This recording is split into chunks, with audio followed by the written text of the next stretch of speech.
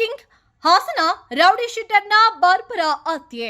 ಮಾರಕ ಅಸ್ತ್ರಗಳಿಂದ ಕೊಚ್ಚಿ ಕೊಲೆಗೈದಿರುವ ದುಷ್ಕರ್ಮಿಗಳು. ಮಂಜೇಶ್ 43 ವರ್ಷದ ಕೊಲೆಯಾದ ರೌಡಿ ಶೀಟರ್. ಹಾಸನ ನಗರದ ಚನ್ನಪಟ್ಟಣದಲ್ಲಿರುವ ಜಿಲ್ಲಾ ನ್ಯಾಯಾಲಯದ ಮುಂಭಾಗ ಘಟನೆ. ಮಂಜೇಶ್ ತಾಯಿ ಹಾಸನ ಮೂಲದವರು. ಬೆಂಗಳೂರಿನಲ್ಲಿ ನೆಲೆಸಿದ್ದ ಮಂಜೇಶ್. ಬೆಂಗಳೂರಿನಲ್ಲಿ ರೌಡಿ ಶೀಟರ್ ಆಗಿದ್ದ ಮಂಜೇಶ್ ಹಾಸನಕ್ಕೆ ಬಂದಿದ್ದ ವೇಳೆ ದಾಳಿ ಮಾಡಿರುವ ಹಂತಕರು.